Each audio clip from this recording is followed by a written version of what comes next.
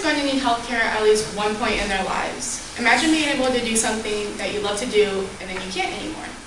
For me, that was when I tore a ligament in my wrist playing volleyball, and that really hurt.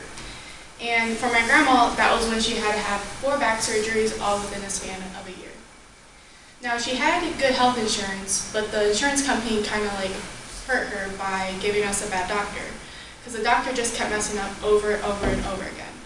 Now, that really hurt her financially a lot, and I'm sure everyone in this classroom has had a family member at one point or in time go into the hospital and it hurt them a lot financially. Now, the cost of healthcare is really bad, and according to the American Medical Association, per capita spending on healthcare is about 50 to 200% higher in healthcare, despite the U.S. spending all of this money.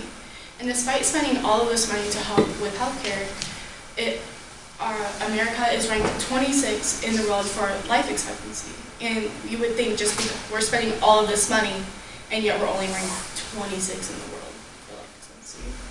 And let's just say you have a heart attack in Canada compared to the United States, you would pay 10 times less you would in Canada than you would here for the exact same thing.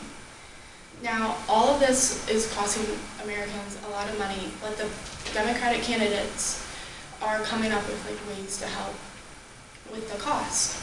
And Senator Bernie Sanders from Vermont and Elizabeth Warren, Senator of Massachusetts, are proposing universal health care. This would help keep the costs lower and cheaper for all of Americans, but the issue is they would be trying to have other Americans pay for other people's health care, specifically the rich paying for everyone else's health care.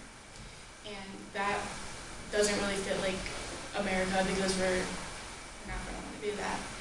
And Amy Klobuchar, Senator of Minnesota, and the 47th Vice President, Joe Biden, are wanting to do more of a public option, allowing choice more for the United States people for health care. And Pete Buttigieg would like to do Medicare for All who want it, which is a public option, and this would allow the people to make their own decisions regarding the type of health care that they would want. By them doing all this, it would help save the cost of health care. But another issue regarding health care would be illegal prescription drugs.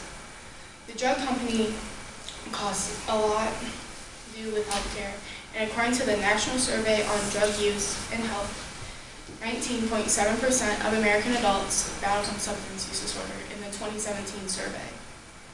Drug abuse and addiction cost American society more than $740 billion annually, and will loss of workplace productivity, healthcare expenses, and crime-related costs.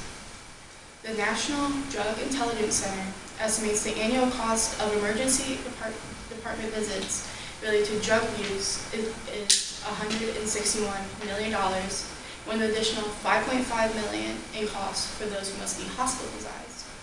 And on top of that, the annual drug-related health care costs in the United States is more than $11 billion.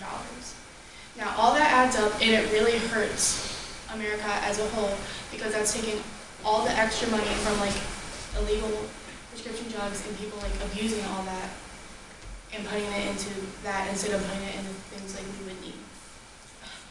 And this all impacts the economy a lot.